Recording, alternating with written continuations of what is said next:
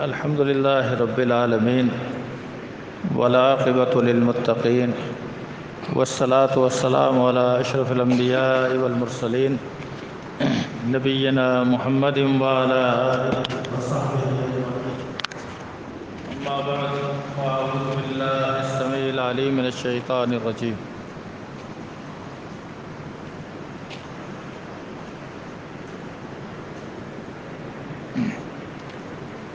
رب اشرح لی صدری ویسر لی امری واحلل عقدۃ من لسانی یفقهوا قولی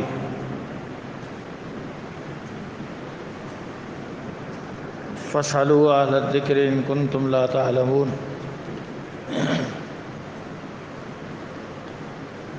ابھی ہم اس مجلس کے حوالے سے شیخ حفظہ اللہ کی نصیحتوں کو سن رہے تھے، اور اس حوالے سے تقریباً جو باتیں اہم ہیں وہ شیخ نے بتا دی ہیں۔ تو اب ہم سوالات کے سلسلے کی طرف آتے ہیں۔ تو اللہ کی توفیق سے یہ سلسلہ شروع کرتے ہیں۔ السلام علیکم ورحمۃ اللہ وبرکاتہ۔ وعلیکم السلام۔ میرا سوال یہ ہے، ایک دوائی ہے میری دوائی، اس کا کیا حکم ہے، اور اگر کسی کا اس کی وجہ سے روزہ چھوٹ جائے تو اس کے روزے کا کیا حکم ہے؟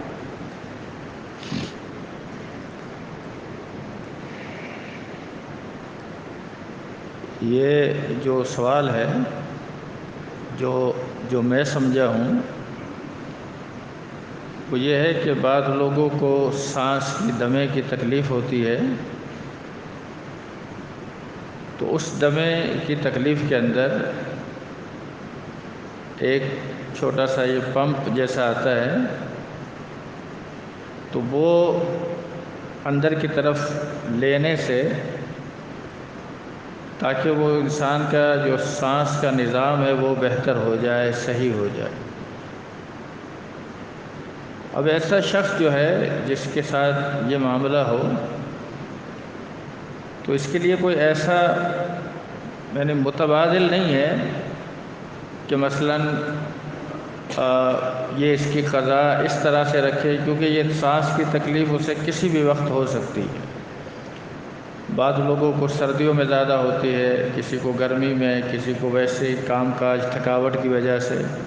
تو بہرحال ایسی صورت میں جو اہل علم کی تحقیق ہے اس مسئلے پر وہ یہ ہے کہ یہ باقاعدہ لکوڈ کی شکل میں کوئی ایسی دوائی انسان کے اندر داخل نہیں ہوتی، بلکہ وہ ایک ذرات کی صورت کے اندر کچھ چیز، کوئی دوائی ہوتی ہے، اور وہ بھی صرف انسان کے سانس کے جو نظام ہے، سانس کا جو مسئلہ ہے اس کو بہتر بنانے کے لیے ہے۔ تو اس پر وہ اس کی روزے کی حالت میں رخصت نقل کی ہے کہ اگر کوئی کرے گا تو اس کا روزہ متاثر نہیں ہوگا اور اس کا روزہ صحیح ہوگا۔ دوسرا سوال یہ ہے کہ اکثر شادی میں جو ساتھی افطاری میں شرط دیا جاتے ہیں، اور بعض ساتھی اس کو اس دور میں بتانا چاہیں، اس حوالے سے شریعت کیا افطاری میں دیے گئے پیسے کسی اور مسئلہ پر خرچ کیے جا سکتے ہیں یا نہیں؟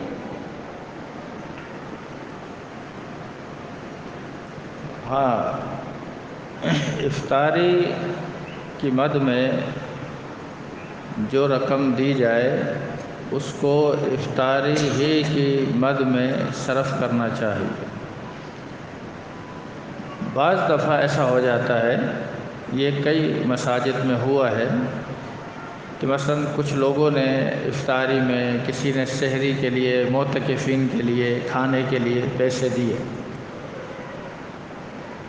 تو پھر انہوں نے 10 دن یا مہینہ یہ مسئلہ چلایا، اس کے بعد کچھ رقم بچ جاتی ہے، تو یا تو وہ جن لوگوں نے پیسے دیے ہیں وہ معروف ہوں تو ان کے اطلاع میں لا کر کہ یہ پیسے بچ گئے ہیں اور اب ہم اس کو مسجد کے استعمال میں لے رہے ہیں تو ٹھیک ہے، یا جو دے رہا ہو اس وقت اس کو بتا دیا جائے کہ بھائی اگر اس میں بچ گئے تو پھر ہم اس کو مسجد کے مصرف میں صرف کریں گے۔ یہ ایک طرح کی ادائے امانت ہے، لہذا ادائے امانت کا تقاضا یہی ہے کہ اس میں ان معاملات کے اندر جو ہے انسان اتنا دلیر نہ ہو جائے کہ وہ جیسے مرضی آئے اسے خرچ کرے۔ اسی طرح بعض دفعہ بعض لوگ مسجد کی تعمیر ہو رہی ہوتی ہے اور وہ یعنی قید لگائیں کہ اس کو آپ نے سریے میں ہی استعمال کرنا ہے یا سیمنٹ میں، یہ اس کی قید لگانا صحیح نہیں ہے۔ وہ مسجد کی تعمیر ہے، وہ چاہے مسجد کا آپ وضو خانہ پہ لگا دیں یا مسجد کے پہلی صف میں لگا دیں یا مسجد کی کسی اور ضرورت میں لگا دیں، تو وہ تو درست ہے، وہ صحیح ہے۔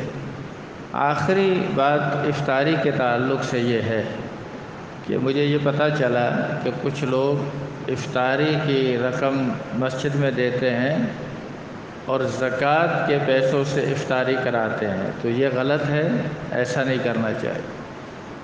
زکوٰۃ کا ہر بندہ مستحق نہیں ہے، لہٰذا کسی ایسی جگہ پر جہاں سارے ہی زکوٰۃ کے مستحقین ہوں وہاں پر بھی ان کو رقم دے دی جائے تاکہ وہ اپنی ضروریات پوری کریں، لیکن افطاری کا نام بھی کریں کہ ہم نے افطاری کرا رہے ہیں اور پتہ چلے وہ زکوٰۃ سے کرا رہے ہیں، تو یہ مسئلہ درست نہیں۔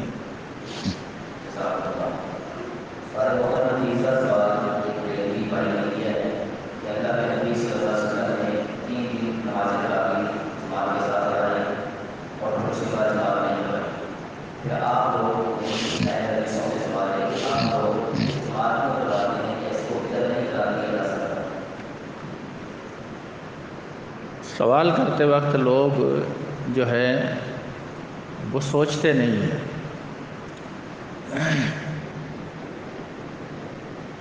عام طور پر اہل الحدیث کا احناف سے، جو کہ دیوبندی اور بریلوی دونوں گروہ ہیں،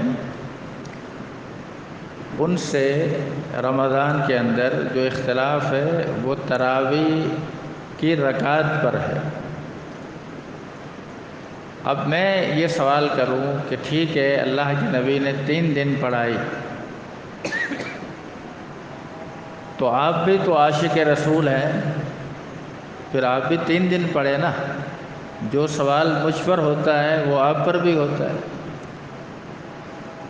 تو آپ کے عشق رسول کا تقاضا کیا ہے کہ پورا مہینہ پڑھنی چاہیے؟ اس کا مطلب یہ ہے کہ آپ بھی مانتے ہیں کہ یہ تراویح پڑھنا ایشو نہیں ہے۔ اختلاف ہمارا ان سے اس مسئلے میں تو ہے ہی نہیں، تو یہ بلا وجہ کی بحث لے کر بیٹھنا اور پھر اس طرح کے سوالات کرنا یہ درست نہیں ہے۔ اللہ کے نبی صلی اللہ علیہ وسلم نے 3 دن پڑھائی، بے شک 3 دن پڑھائی، پھر آپ بعد میں چوتھے دن نماز کے لیے کیوں تشریف نہیں لائے؟ آپ نے اس کی وجہ بتا دی۔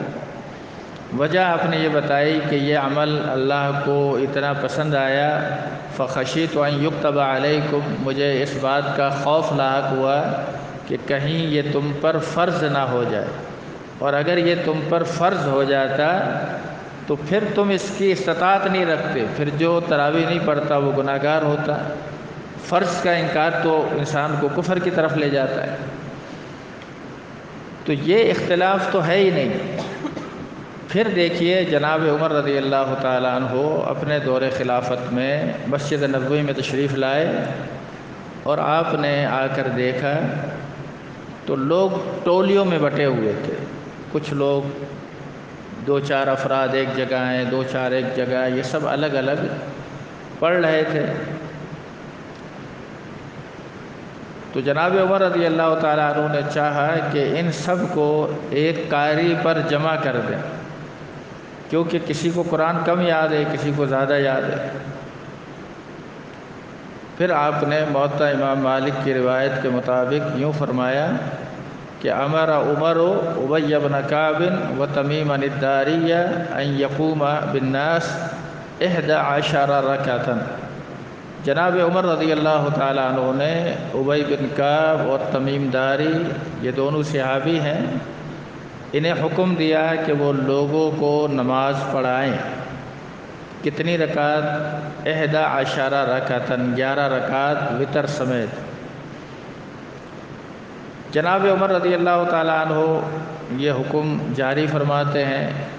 پھر ایک مرتبہ مسجد نبوی میں آنے کا موقع ملا تو آپ کو یہ منظر بہت پسند آیا، آپ بڑے خوش ہوئے، اور اسی موقع پر آپ نے فرمایا فَنِعْمَ هَٰذِهِ الْبِدْعَةُ، یہ اچھی بدعت ہے۔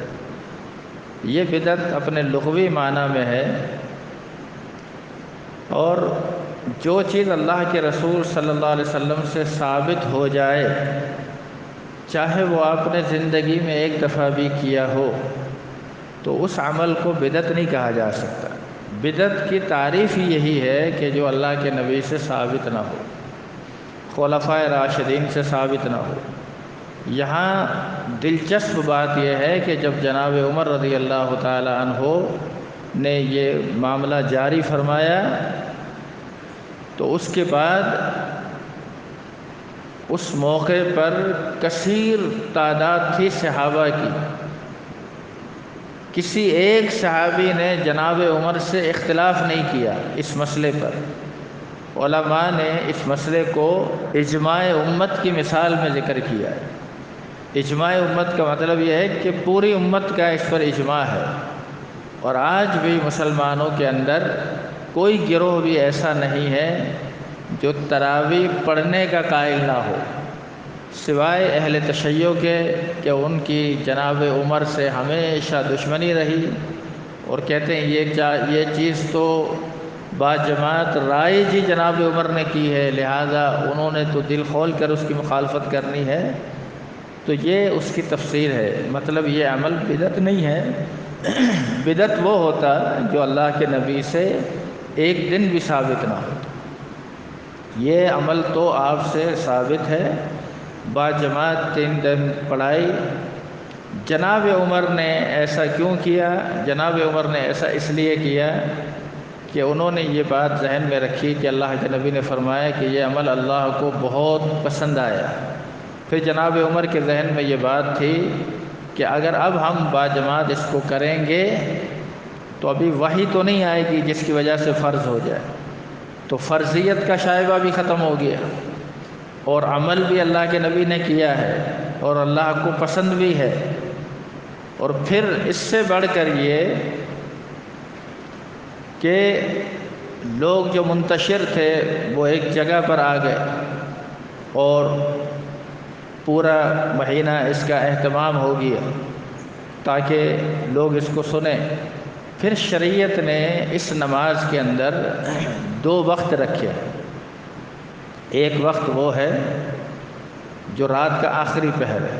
جناب عمر نے جب یہ سارا مسئلہ کیا تب یہ ضرور فرمایا کہ یہ نماز اس وقت میں جب تم سو رہے ہوتے ہو اس وقت پڑھو تو بہتر ہے، ورنہ اس وقت پڑھنے میں بھی حرج نہیں، کیونکہ اللہ کے نبی صلی اللہ علیہ وسلم کی رات کی نماز کے بارے میں ایک صحابی نے اللہ کے نبی سے، عائشہ رضی اللہ تعالیٰ عنہ سے پوچھا کہ اللہ کے نبی صلی اللہ علیہ وسلم نے یہ جو رات کی نماز ہے جس کو ہم رمضان میں تراویح کہتے ہیں، عام دنوں میں اسے تہجد یا صلاۃ اللیل یا قیام اللیل کہا جاتا ہے، یہ نماز اللہ کے نبی صلی اللہ علیہ وسلم نے کس ٹائم پڑھی؟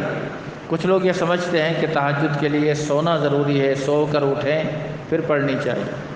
عائشہ رضی اللہ تعالیٰ عنہ نے کہا کہ اے سوال کرنے والے، تو اللہ کے نبی صلی اللہ علیہ وسلم کی زندگی میں ہوتا تو اللہ کے نبی کو دیکھتا آپ نے رات کے اول حصے میں بھی تہجد ادا کی ہے، درمیانے حصے میں بھی کی ہے اور آخری حصے میں بھی۔ جب اس نے یہ جواب سنا تو اس نے کہا الحمدللہ الذی جعل فی العمر ساعہ، تمام تعریفیں اللہ تعالیٰ کے لیے ہیں جس نے اس مسئلے میں آسانی رکھی ہے، وسعت رکھی۔ تو یہ اس پوری بحث ہے، یہ پوری تراویح کا ایک پس منظر ہے، اس میں کہیں بھی ثابت نہیں ہوتا۔ اور اتنی بڑی بات لکھنے سے پہلے یہی سوچنا چاہیے کہ آج تک کسی اہل علم نے تراویح کو بدعت کہا ہے؟ آج تک اتنا جناب عمر کے دور سے یہ لگاتار جو سلسلہ اب تک چل رہا ہے، کسی نے اس کو بدعت کہا نہیں۔ تو اپنی طرف سے ہم کسی چیز پر حکم لگائیں کہ یہ بدعت ہے تو وہ بدعت تو نہیں۔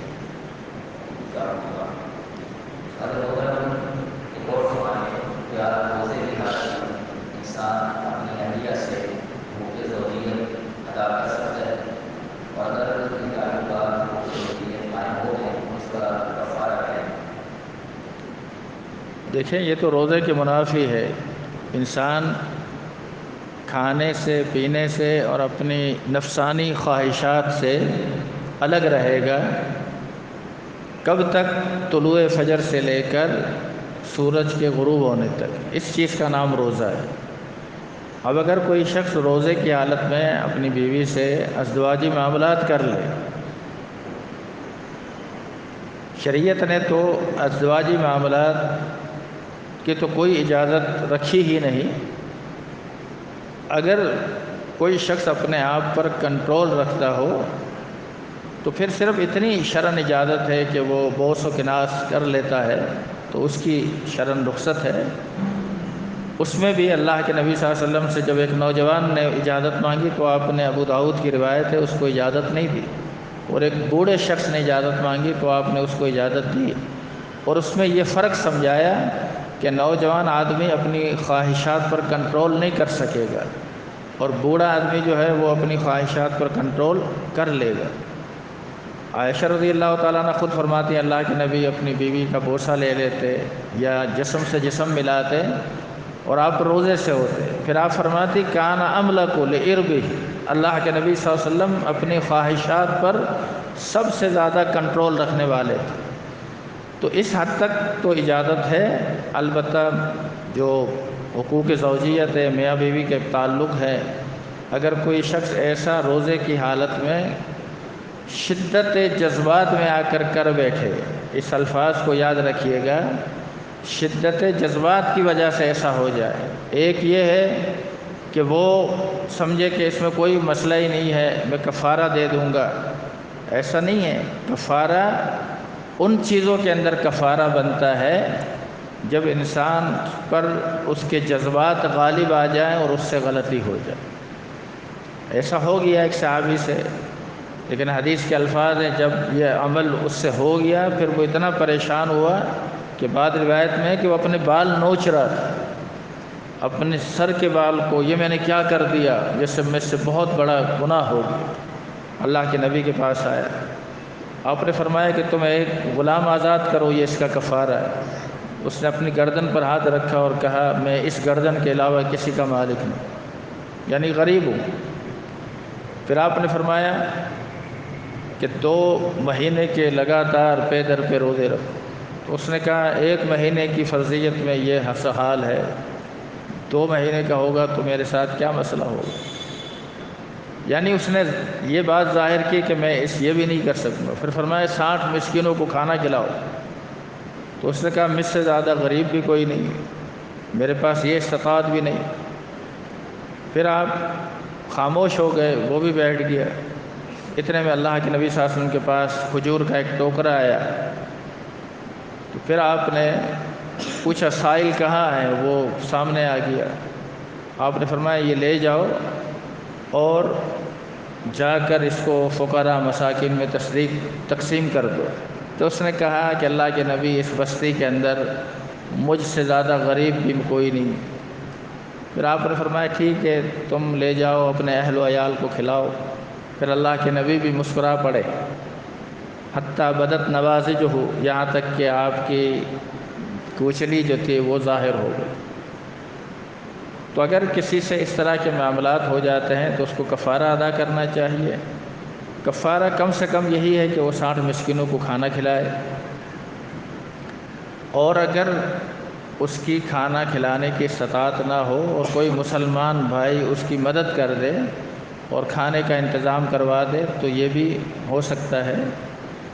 اب چونکہ وہ شرعی جو اللہ کے رسول کے دور میں بیت المال تھا وہ تو نہیں ہے، ویسے ایک ٹوٹی پھوٹی شکل تو الحمدللہ موجود ہے، جمعیت کا بیت المال ہے، تو بہرحال اس کی بیت المال سے مدد کی جا سکتی۔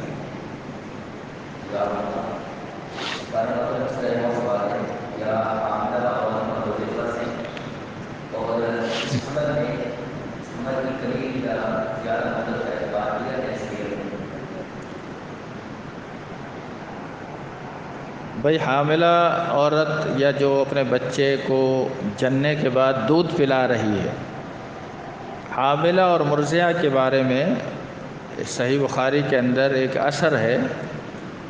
اثر کا مطلب ہوتا ہے وہ کسی تابعی کا فتویٰ ہے۔ وہ فتویٰ یہی ہے کہ حاملہ اور مرضعہ بھی اگر چاہیں تو افطار کر لیں، یعنی روزہ نہ رکھیں، لیکن وہ بقیہ دنوں میں بعد میں رمضان کے بعد اس کی قضا کر لیں۔ اس کی قضا کی ایک صورت آسانی والی یہ بھی بن سکتی ہے کہ وہ پھر سردیوں کے مہینے کا انتخاب کرے جس میں دن چھوٹے ہوتے ہیں، دن 11-12 گھنٹے کا ہو گئے اور روزہ بھی دشوار نہیں ہوتا اور رکھنا بھی آسان ہو جائے گا، تو یہ ٹھیک ہے۔ اور حمل کی قلیل یا کثیر مدت کا اعتبار نہیں ہے، اس میں مسئلہ تو یہی ہے کہ عورت یہ سمجھتی ہے کہ میں رکھ سکتی ہوں تو رکھ لے، اور اگر نہیں تو اس کو بھی قیاس کیا گیا ہے مریض پر، اور مرض کی شریعت نے تعین نہیں کی کہ مرض کیسا ہو کتنا ہو تو وہ روزہ افطار کرے۔ یہ روزہ رکھنے والے کی ثوابدید پر ہے کہ وہ کسی مرض میں جو بظاہر تو معمولی سا ہو لیکن وہ یہ سمجھ رہا ہو کہ یہ بھی میرے لیے بہت بڑا ہے، تو ٹھیک ہے وہ روزہ افطار کر لے، نہ رکھے اور بعد میں اس کی قضا دے۔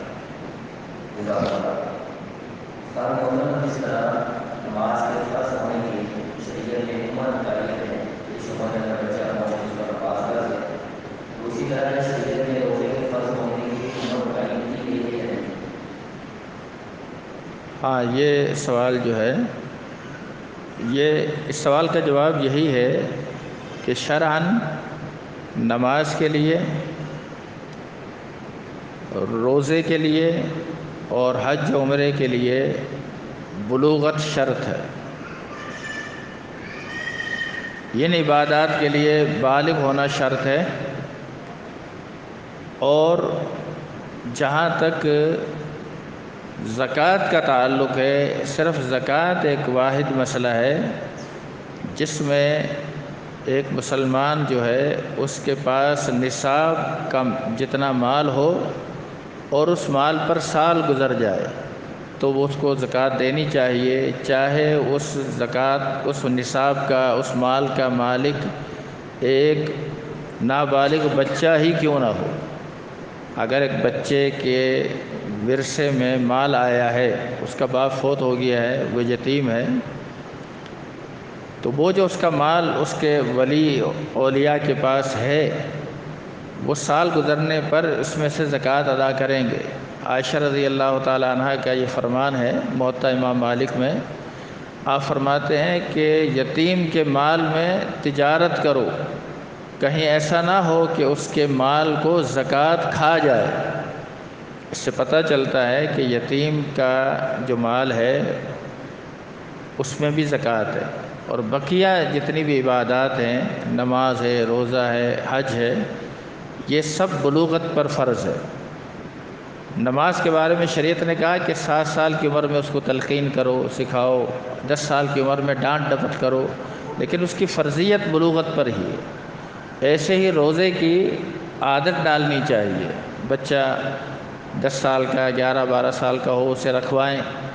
جناب عمر رضی اللہ تعالیٰ عنہ کا واقعہ صحیح بخاری کے اندر ہے کتاب الصوم میں، کہ آپ نے ایک شخص کو پکڑا اور پتہ چلا کہ اس نے رمضان میں شراب پی ہوئی تھی، روزے کیا ٹائم چل رہا تھا دن کے وقت، آپ نے اس کو خوب یعنی وہ کی سزا دی اور پھر اس کو تنبیہ کی، اس کو فرمایا تمہیں شرم نہیں آتی، ہمارے تو بچے بھی روزہ رکھتے ہیں۔ اس سے علماء نے استدلال کیا ہے کہ بچے کے روزہ رکھنے پر، تو وہ حیران ہوا، اس نے کہا میں بڑا ہو کر برداشت نہیں کر رہا تھا، یہ بچے کیسے برداشت کر لیتے ہیں؟ فرمایا ہم ان کو کوئی ایسی چیز ویز بنا دیتے ہیں بچوں کو جس سے وہ کوئی روئی کا کوئی کھلونا وغیرہ بناتے ہیں نا، تو اس سے وہ اپنا ٹائم پاس کر لیتے ہیں۔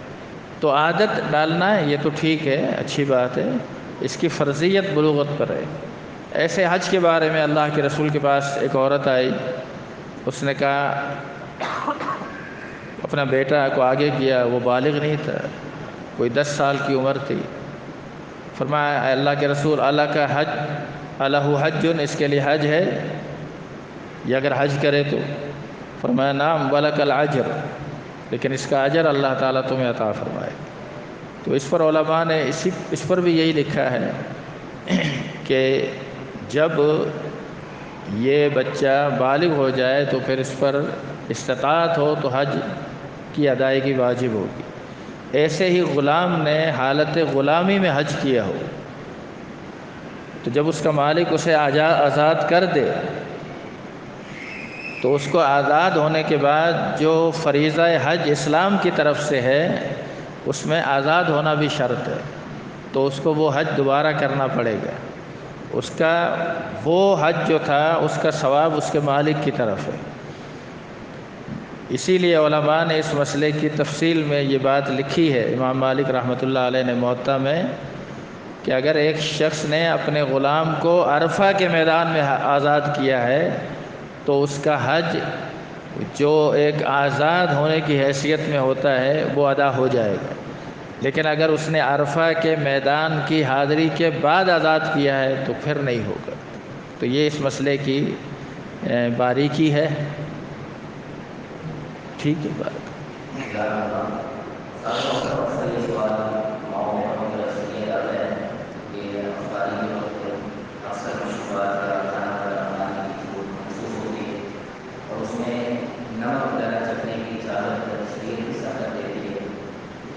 اچھا، گھر میں جو خواتین کھانا وغیرہ بناتی ہیں، جی تو اس میں اس کو اگر اس بات کا اندیشہ ہے کہ کوئی چیز نمک وغیرہ زیادہ ہو گیا اور شوہر غصہ کرے گا تو پھر وہ چکھ کر اور پھر کلی کر لے، اتنی اجازت ہے۔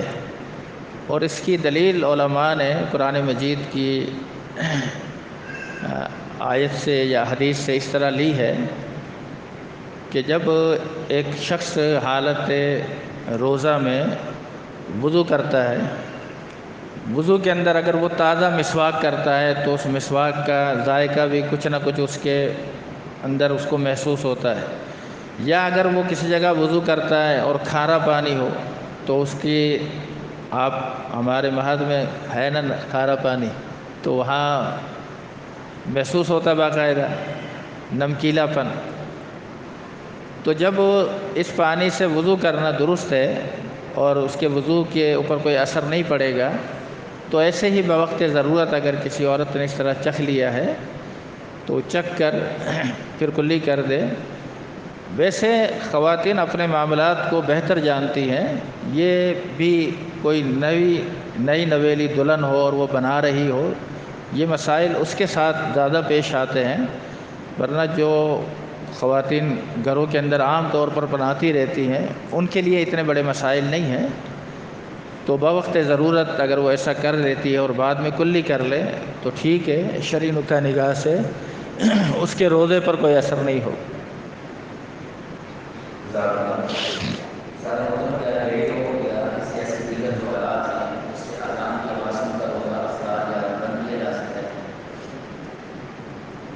سب سے پہلے نمبر پر یہ بات ذہن میں رہے کہ روزے کی افطاری کے لیے اذان سننا شرط نہیں ہے، اس کی افطاری کے لیے وقت کا ہونا شرط ہے۔ اللہ نہ کرے اگر اذان 2-4 منٹ پہلے دے دی جائے، یہ ہمارے یہاں معمول بن گیا ہے کہ ہم یعنی اس طرح کرتے ہیں، پھر کچھ لوگ اس میں یعنی ٹیلی ویژن کی اذان کا اعتبار کرتے ہیں، کوئی ریڈیو کا اعتبار کرتا ہے، تو یہ اذان کا اعتبار لازمی نہیں ہے۔ اذان اگر وقت پر ہوتی ہے تو اس کا اعتبار ہے، ورنہ اصل اس میں اعتبار جو ہے وہ وقت کا ہے۔ تو وقت پر روزہ کھولنے کی کوشش کریں۔ جتنے بھی ممالک ہیں نا، غیر مسلم ممالک، امریکہ میں، برطانیہ میں، کینیڈا میں، جرمنی میں، فرانس میں، یہ جتنی بھی جگہیں ہیں، وہاں اذان کی آواز جو ہے وہ مسجد سے باہر نہیں جاتی۔ یہ بہت بڑا المیہ ہے۔ ہمارے یہاں تو اللہ تعالیٰ کا بہت بڑا فضل ہے۔ کم از کم اگر یہی بات اگر ہم سمجھ لیں نا کہ جو اپنے ملک کی اتنی زیادہ لوگ برائیاں کرتے ہیں، ہمارے یہاں جو خرابی ہے وہ قیادت کی خرابی ہے۔ قیادت صحیح نہیں ہے، جس کی وجہ سے معاملات غلط ہیں۔ ورنہ آج بھی عام لوگوں میں اللہ نے اتنی انسانیت، اتنا احساس، اتنی ایمانداری رکھی ہے۔ یہ اتنی لوگوں کی دکانیں ہیں، ہر ایک کی دکان پہ کیمرے لگے ہوئے ہیں نہیں، لیکن کوئی شاذ و نادر کہیں کوئی چوری ووری ہو جاتی ہو۔ لیکن آپ چھوٹی سے چھوٹی دکان دیکھ لیں، امریکہ میں، برطانیہ میں کوئی دکان ایسی نہیں جہاں کیمرہ نہ لگا ہو۔ کہنے کو وہ کہتے ہیں کہ ہم بڑے مہذب ہیں اور ہمارا معاشرہ بڑا مہذب ہے۔ میں نے اخبار میں ایک رپورٹ پڑھی کہ امریکہ میں ایک سپر اسٹور کی بجلی صرف رات کے وقت 7 منٹ کے لیے چلی گئی، پورا اسٹور خالی ہو گیا۔ یہ اتنے نیک لوگ ہیں ماشاءاللہ، اور اتنے مہذب لوگ ہیں۔ یہ صرف قانون کی سختی کی وجہ سے سدھرے ہوئے لوگ ہیں۔ میں عرض یہ کر رہا تھا کہ وہاں اذانوں کی آوازیں نہیں آتی، لوگ وقت پر ہی وقت کو دیکھ کر افطار کرتے ہیں۔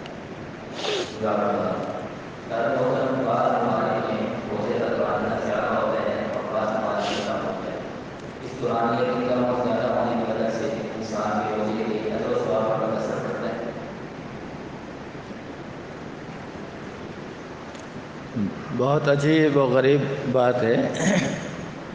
ہمیں اس بات کی فکر کرنی چاہیے کہ ہم روزہ رکھتے ہیں، ہمیں اس کا اجر ملنا چاہیے۔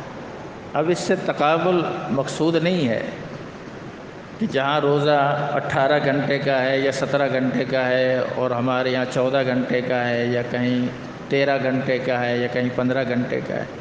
یہ معاملہ اللہ کی طرف ہے۔ اللہ تعالیٰ یقیناً اجر دینے پر قادر ہے۔ یہ سوال تو ان لوگوں کا ہو سکتا ہے نا کہ جو، مجھے ایک دفعہ یاد ہے برطانیہ میں ایک آدمی نے کہا، دیکھیں جی ہم کتنے مصروف ہوتے ہیں، یہ ہوتے ہیں، وہ ہوتے ہیں، اور ہم نماز پڑھتے ہیں اس کے باوجود۔ تو میں نے کہا ہاں، آپ اللہ پر احسان کرتے ہیں، آپ پھر بھی نماز پڑھتے ہیں، اتنے مصروف ہیں۔ میں نے کہا یہاں برطانیہ میں، امریکہ میں رہنا ضروری نہیں ہے، مسلمان بن کے رہنا یہ ضروری ہے، وہ آپ جہاں کہیں بھی ہو۔ تو یہ سوال جو ہے یہ بحث سے خارج ہے۔ آپ اس میں کیوں دبلے ہوتے جا رہے ہیں کہ اس کو زیادہ ملے گا اور اس کو کم ملے گا؟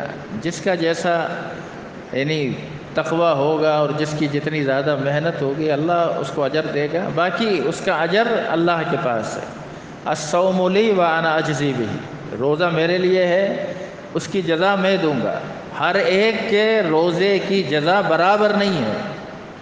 ظاہر ہے ہر ایک بندے کا روزہ رکھنا، اس کے اس حوالے سے کیا جذبات ہیں، کیا احساسات ہیں، کیا نیتیں ہیں، وہ تو اس کا اور اللہ کا معاملہ ہے کہ اس نے کیسے عالم کے اندر یہ روزہ رکھا ہے۔ اس لیے ضروری نہیں ہے کہ اب عصر کی نماز ہم سب نے پڑھی تھی، اب عصر کی نماز پڑھنے میں ہم سب برابر ہیں، لیکن ہماری سب کی عصر کی نماز کا اجر و ثواب برابر ہے؟ کہہ سکتے ہیں کہ امام صاحب کا جو اجر تھا اور ایک ادنا سے مقتدی کا اجر دونوں برابر ہیں؟ یہ نہیں کہہ سکتے۔ یہ معاملہ تو اللہ کے ساتھ ہے۔ اللہ تعالیٰ انسان کے دل کی کیفیت کو جانتا ہے۔ بعض دفعہ ایک انسان بہت مشقت کے ساتھ ایک عمل کر کے بھی اس درجے کو نہیں پا سکتا جو ایک چھوٹا سا عمل کر کے پا جاتا ہے۔ جویریہ رضی اللہ تعالیٰ عنہ، اللہ کے نبی صلی اللہ علیہ وسلم فجر کے بعد تشریف لائے گھر میں، تو وہ مصلی پر تھی، ذکر و اذکار کر رہی تھی۔ پھر آپ گھر سے گئے، واپس آئے کافی دیر کے بعد، پھر بھی آپ مصلی پہ تھی۔ فرمایا کہ میں نے صرف 4 بار یہ کلمات کہے، سبحان اللہ و بحمدہ عدد خلقہ و رضا نفسہ و زینۃ عرشہ و مداد کلمات، لیکن اگر تمہاری ان عبادت کو اس کے ساتھ تولا جائے تو اس کا وزن زیادہ ہے جو میں نے کہا۔ تو یہ سب انسان کے عمل کا جو مدار ہے یہ اس کے تقوی کے ساتھ ہے اور اس کے اخلاص کے ساتھ ہے، اور اللہ زیادہ سے زیادہ اجر دینے پر قادر ہے۔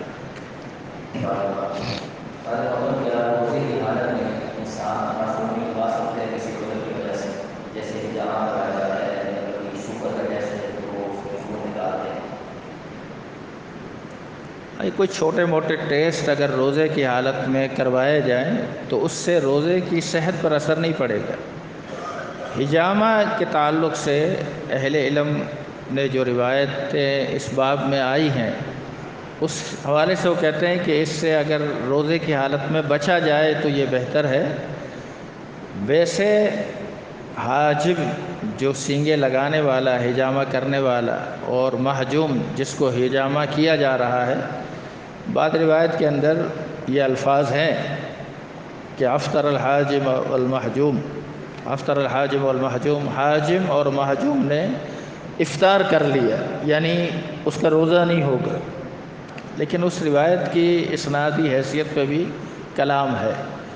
تو خلاصہ کلام تو یہی ہے کہ اگر روزے کی حالت میں اس عمل سے بچیں، کیونکہ اس میں زیادہ خون نکلتا ہے، ٹیسٹ ویسٹ کے اندر تو تھوڑا سا خون ہوتا ہے، اس کا تو اتنا ایشو نہیں ہے، لیکن جب زیادہ مقدار میں خون نکل جائے تو کمزوری لاحق ہو جاتی، اور بعض دفعہ یہ روزے کے ادائیگی میں دشواری پیدا کر دیتی ہے۔ تو یہ بھی شریعت کا ایک اس بندے پر اللہ کے تعالیٰ کی طرف سے انعام ہے، اسلام کا فضل ہے کہ شریعت اسے کسی مشکلات میں مبتلا نہیں کر رہی، اس لیے روزے کی حالت میں اس سے بچا جائے۔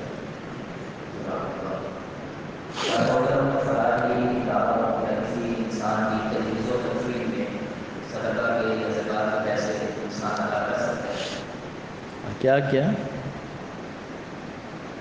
صدقہ فلاح اداروں یا کسی تجہیز و کفن میں؟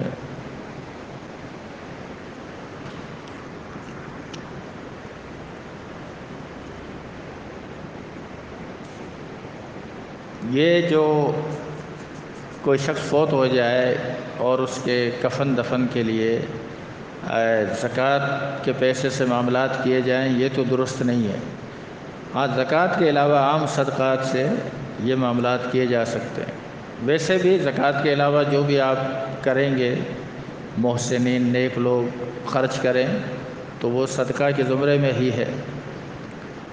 باقی فلاحی ادارے جو ہیں آج کل بہت زیادہ یہ کھل رہے ہیں، اور یہ زکوٰۃ، صدقات، خیرات جو بھی آتا ہے اور جس سے آتا ہے اور جہاں سے آتا ہے سارا قبول کر لیتے ہیں۔ اب ظاہر ہے اگر کوئی عیسائی دے گا تو وہ زکوٰۃ تو نہیں ہوگی، کوئی ہندو اگر دے، آپ کیا سمجھتے ہیں یہ فلاحی کام صرف آپ ہی کرتے ہیں؟ یہ فلاحی کام بڑی بڑی NGOs کر رہی ہیں۔ تو اس میں کوشش یہی ہونی چاہیے کہ ان جگہوں پر یعنی زکوٰۃ کے مال کو اس طرح سے استعمال نہ کیا جائے۔ اس لیے تو ہم اس بات کی طرف دعوت دیتے ہیں۔ ہماری اس دعوت کو سمجھنے کی مطلب کوشش کی جائے کہ جب ایک ٹوٹا پھوٹا ایک نظم موجود ہے تو کوشش کریں کہ آپ اپنی تمام زکوٰۃ وہیں جمع کرائیں۔ اس کے 2 فائدے ہیں۔ ایک یہ کہ آپ خود ریاکاری سے بچ جائیں گے، بلکہ بعض لوگوں کو اتنے مانگنے والے سفیر حضرات پریشان کرتے ہیں کہ وہ بیچارے مسجد میں نماز کے لیے آنا چھوڑ دیتے ہیں۔ یہ میں نے ڈیفینس کے اندر دیکھا، تو کوئی پتہ چلا کوئی حاجی صاحب ہیں وہ پیسے دیتے ہیں مستحقین کو، سفیروں کو، وہ لائن لگی ہوتی، پتہ چلا اس نے نماز میں آنا چھوڑ دیا، وہ عمرے پہ چلا گیا۔ تو اس سے بہتر ہے کہ اگر ایک ایسا سیٹ اپ موجود ہو تو وہاں جمع کرا دیں، آپ اس چیز سے بھی بچ گئے، ریاکاری سے بھی بچ گئے۔ دوسرا، آپ کی نسبت جماعت کی تحقیق بہتر ہے، وہ تحقیق کر کے مستحق افراد تک انشاءاللہ پہنچا دیں گے۔ ایک عرصے سے ایک نظم یہاں ہمارے لیاری کی سطح پر قائم ہے، جس میں یہ سب چیزیں جمع کی جاتی ہیں، خاص طور پر صدقۃ الفطر جو ہے وہ جمع کر کے ہم مستحقین میں تقسیم کرتے ہیں۔ مجھے اور جگہ کا اتنا علم نہیں، لیکن میں خود اپنے علاقے میں مبارک مسجد میں ہم نے یہ مہم شروع کی۔ میں نے کہا کہ یہ سیٹ اپ سارا میں نے دیکھا ہے، اور ساتھی بہت محنت اور اخلاص سے کام کر رہے ہیں۔ تقریباً جہاں تک میرا اندازہ ہے کہ لاکھ کے قریب رقم وہاں سے آ جاتی، لوگ اجناس دے دیتے ہیں، کوئی رقم دے دیتے ہیں، اور یہاں الحمدللہ اتنا اچھا نظام ہے کہ وہ مستحقین میں دے دی جاتی۔ ایک تو یہ ہے کہ مستحقین کو بلانا، اس کو ہائی لائٹ کرنا، اس کے ہاتھ میں راشن کا تھیلا تھمانا، وہاں سے اس کا فوٹو نکالنا، ایک یہ ہے۔ اور ایسا میں نے پوچھا آپ لوگ کیوں کرتے ہیں؟ کہتے ہیں آئندہ سال ہمیں فنڈ زیادہ ملے گا۔ اللہ کے بندوں، کسی غریب کی غریبی کو آپ نے سر عام ہائی لائٹ کر کے اس کو دے دیا، ایسے دینے کا کیا فائدہ؟ اس کو اس طرح سے دیں کہ اس کو بیچارے کو اس کے دل سے دعائیں نکلیں اور مستحق کا گھر چل جائے اور اس کا کچھ نہ کچھ گزارا ہو جائے۔ شریعت کی تعلیم یہ ہے۔ تو اس طرح بہت سے لوگ یہ فلاحی کام، جہاں 4 آدمی بیٹھتے ہیں وہ یہ کام شروع کر دیتے ہیں۔ حتیٰ کہ میں نے بعض دو نوجوانوں کو دیکھا کہ 2 نوجوان ہیں اور ایک نام سے کام کرنا شروع کر دیا۔ اب وہ کرتے کیا ہے؟ وہ بقرعید کے موقع پر ایک گائے ذبح کریں گے، اس کا گوشت تھیلیوں میں ڈالیں گے اور مختلف لوگوں کو تقسیم کریں گے، اس کی ویڈیو بنائیں گے۔ ہم یہ کام کر رہے ہیں تاکہ آئندہ سال ہم 2 گائیاں اس طرح ذبح کریں۔ آپ اجتماعیت کی طرف کیوں نہیں آتے؟ یہ ویلفیئر کام اپنی جگہ بہت اچھا ہے، لیکن میرے کہنے کا مطلب یہ ہے کہ اس کو جماعت کی سرپرستی میں کرنا چاہیے۔ یہ جو انفرادی لوگ کام کرتے ہیں، بہرحال آپ انفرادی اگر کوئی آدمی زکوٰۃ دے گا تو میں یہ نہیں کہتا کہ اس کی زکوٰۃ قبول نہیں ہوگی۔ یہ فرق ہے میری بات میں اور جو لوگ ایک امام کی یعنی بیعت اور ان تمام چیزوں کو لازمی قرار دیتے ہیں، وہ کہتے ہیں جب تک ہمیں زکوٰۃ نہیں دو گے تمہاری زکوٰۃ قبول نہیں ہوگی۔ یہ میں نہیں کہتا، لیکن میں یہ ضرور کہتا ہوں کہ اگر آپ اجتماعیت کی طرف آئیں گے اور ایک سیٹ اپ کے تحت معاملات کو کریں گے تو انشاءاللہ اس میں خیر و برکت۔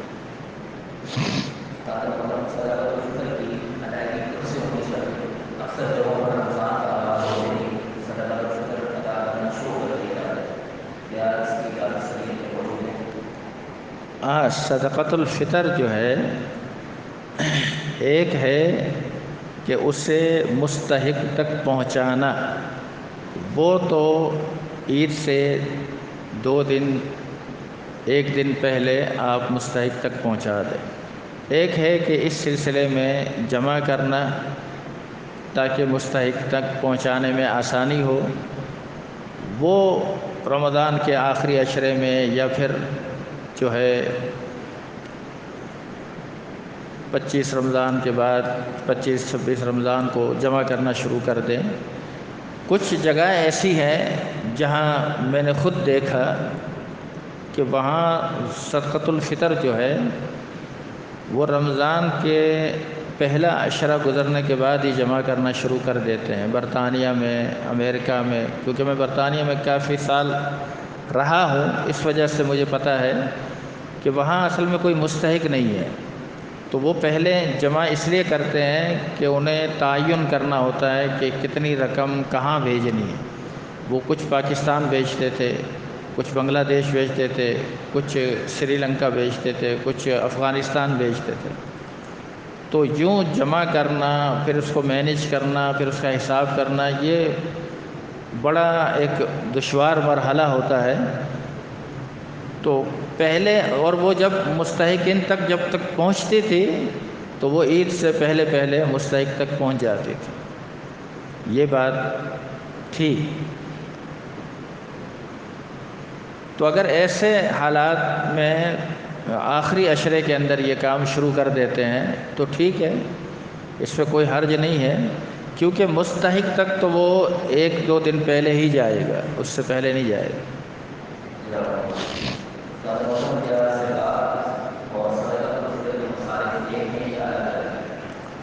ہاں، اس میں بھی مسکین کا لفظ تو ہے نا، صدقۃ الفطر کے لیے بھی، کہ طہرۃ للصائم و طعمۃ للمساکین کے الفاظ ہیں۔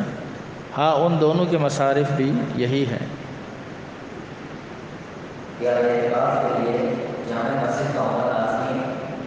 نہیں، جامع مسجد ہو تو یہ اچھی بات ہے، ورنہ کیونکہ جامع مسجد کا مطلب یہ ہوتا ہے کہ پہلے، ابھی ہمارے یہاں تو یہ ماحول نہیں ہے، کہ ہمارے یہاں تو جو بھی مسجد ہے اس میں جمعہ ہوتا ہے۔ کچھ مساجد جیسے گاؤں دیہات کے اندر آج بھی ہے کہ جو چھوٹی چھوٹی مساجد ہوتی ہیں تو ان میں جمعے نہیں ہوتے، پھر جمعہ کسی ایک مرکزی مسجد میں ہوتا ہے، تو وہ اس کی بھی مطلب اعتکاف کے لیے شرط نہیں ہے جامع مسجد کی، لیکن اگر وہ جامع مسجد میں کیا جائے تو وہ بہتر ہے، ورنہ اس کو پھر جمعہ ادا کرنے کے لیے اس مسجد سے نکل کر جامع مسجد، اگر اس نے جمعہ ادا کرنا ہے تو وہاں جانا پڑے گا، اور وہ اس کا نکلنا بھی درست ہوگا، جا سکے گا۔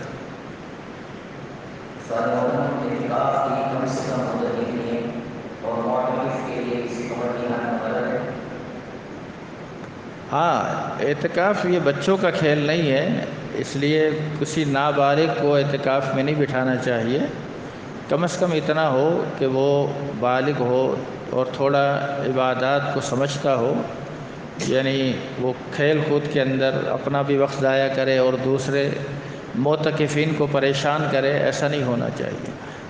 تو عمر کی تو نہیں ہے قید، یعنی اس حوالے سے، لیکن یہ قید ضروری ہے کہ وہ بالغ ہو، اس کے بعد پھر وہ کسی بھی عمر میں ہو۔ دوسرے نمبر پر اعتکاف جو ہے وہ کم سے کم دن، یعنی جناب عمر رضی اللہ تعالیٰ عنہ نے ایک نظر مانی تھی زمانہ جاہلیت میں، تو اللہ کے نبی سے اپنی نظر کا ذکر کیا کہ میں نے ایک دن کے اعتکاف کی نظر مانی، تو آپ نے اجازت دی تھی ان کو۔ اور ویسے جو مسنون اعتکاف ہے وہ رمضان کے آخری عشرے کا ہے۔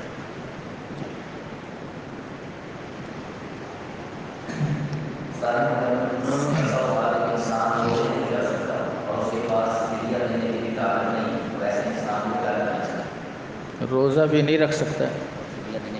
اچھا، ایک شخص کو اگر روزہ رکھنے کی بھی طاقت نہیں ہے اور فدیہ بھی نہیں دے سکتا، پھر ٹھیک ہے، پھر اس کی ایک صورت تو یہی بن سکتی ہے کہ کوئی، ظاہر ہے جب وہ فدیہ دینے کی طاقت نہیں رکھتا تو فدیہ لینے کی طاقت تو رکھتا ہے، وہ فدیہ لے کے پھر ادا کر دے، یا کوئی مسلمان اس کی طرف سے دے دے اس کو اور وہ ادا کر دے۔ ورنہ اگر کوئی صورت نہ بنے تو قرآن کی آیت ہے لا یکلف اللہ نفسا الا وسعہا، اللہ کسی نفس کو اس کی طاقت سے بڑھ کر مکلف نہیں کرتا۔ جب ایک انسان میں ایک چیز کی استطاعت ہی نہیں ہے تو شریعت اس سے وہ پابندی بھی ہٹا لیتی۔ مثلا ایک آدمی کا ہاتھ ہی نہ ہو، آپ کہے تم رفع الیدین کر کے نماز پڑھو تو کیسے پڑھے گا؟ اس کا ہاتھ ہی نہیں ہے۔ یا اس کو کہیں کہ ہاتھ کو سینے پر باندھو، وہ کیسے باندھے گا؟ اس کا ہاتھ ہی نہیں۔ جی،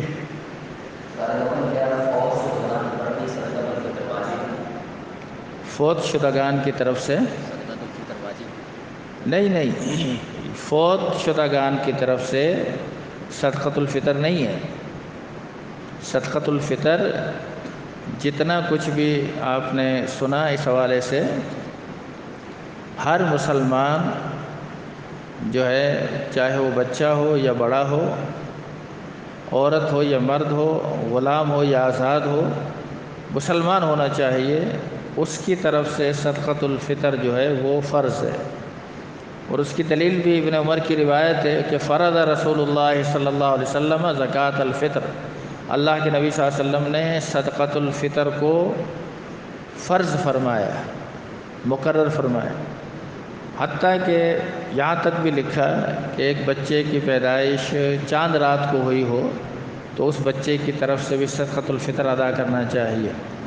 ہمارے شیخ بدی رحمۃ اللہ علیہ وہ تو فرماتے تھے کہ جو بچہ ماں کے پیٹ میں ہے اور اس پر اتنا وقت گزر چکا ہے کہ بچے میں روح پڑ گئی ہے اور اس نے حرکت شروع کی ہے، تو کہتے ہیں اس بچے کی طرف سے بھی احتیاطاً صدقۃ الفطر ادا کر دینا چاہیے۔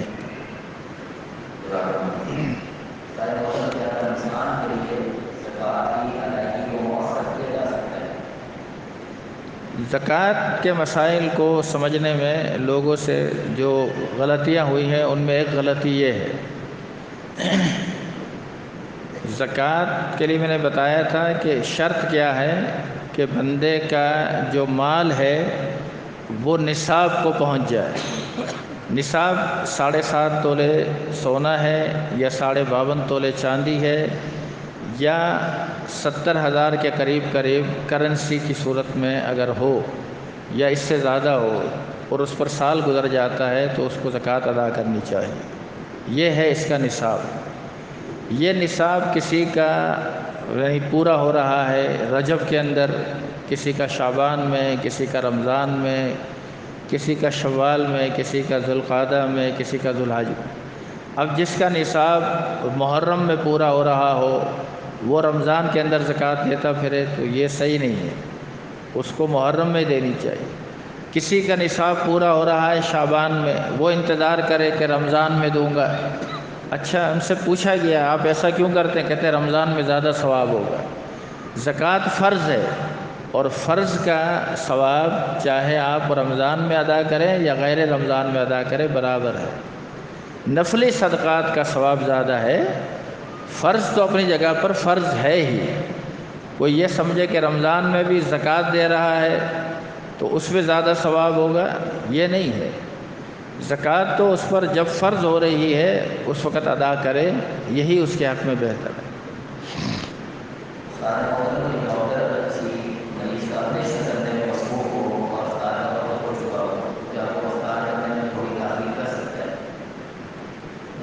سوال نہیں سن۔ ایک ڈاکٹر کسی مریض کا آپریشن کرنے میں مصروف ہو اور افطار کا وقت بالکل پہنچ چکا ہو تو اس کو چاہیے کہ وہ افطار میں کوئی تاخیر کرے؟ نہیں، سب سے پہلا مسئلہ تو یہی ہے کہ وہ ڈاکٹر ہے ماشاءاللہ، اس کو اتنا تو پتہ ہونا چاہیے نا کہ اتنے بجے افطار ہو رہا ہے، تو اس موقع پر آپریشن کرنے کی ضرورت نہیں ہے، پہلے افطار کر لے پھر آپریشن کرے۔ بعض دفعہ کسی مسئلے کی سچویشن لوگ ایسی پیدا کرتے ہیں یا پوچھتے ہیں جس میں سامنے والا کہے کہ اچھا اب کیا کرے اگر وہ مریض کو چھوڑ دے، اس نے روزہ افطار کرنے میں کون سے کوئی تیر ویر چلانے، ایک کھجوری منہ میں رکھنی ہے۔ اور افطار کا مطلب ہم یہی سمجھتے ہیں کہ جب تک آخری پلیٹ صاف نہ ہو جائے افطار نہیں ہوگا، وہ والا افطار نہیں۔ افطار تو ایک کھجور بھی منہ میں رکھ کے کی جا سکتی ہے نا، کوئی مسئلہ نہیں۔ اگر کسی بیوہ یا متعلقہ عورت کے پاس زکوٰۃ کا مال موجود ہو اور وہ نصاب کو پہنچ چکا ہو اور اس کا کوئی سرپلس بھی موجود نہ ہو، تو کیا ایسی عورت پر زکوٰۃ دینا واجب ہے؟ اور کیا وہ کسی عذر کی وجہ سے اپنا مال جو اس کے پاس زکوٰۃ کا موجود ہے اس میں سے اپنا خرچہ نکال سکتی ہے؟ مثلا اگر ایک عورت صاحب نصاب ہے، بھلے وہ بیوہ ہے، تو اس کے مال میں زکوٰۃ بنتی ہے، اس کو زکوٰۃ ادا کرنی چاہیے۔ اس وجہ سے وہ ادا نہ کرے کہ کیونکہ میرا کوئی پرسان حال نہیں ہے پھر مجھے کہاں سے ملے گا، یہ سب اس کے معاملات ہیں۔ اللہ تعالیٰ اس کے اس عمل کی بنا پر اسے غنی کر دے گا۔ بالفرض وہ زکوٰۃ دیتے رہے حتیٰ کہ اس کا مال نصاب سے کم ہو جائے، پھر تو زکوٰۃ نہیں ہوگی۔ اچھا، پھر زکوٰۃ اگر نہیں ہوگی تو ظاہر ہے شریعت نے اس کے لیے یہ آپشن رکھا ہے کہ پھر لوگ اس کی مدد کریں اور وہ زکوٰۃ لے لے، لیکن وہ اسی مال کی زکوٰۃ نکال کر خود اپنے اوپر لگانا شروع کر دے، یہ درست نہیں۔ سارے مومن کے روزے کی حالت میں جسم کو سن کرنے والے ادویات کا استعمال کرنا جائز ہے؟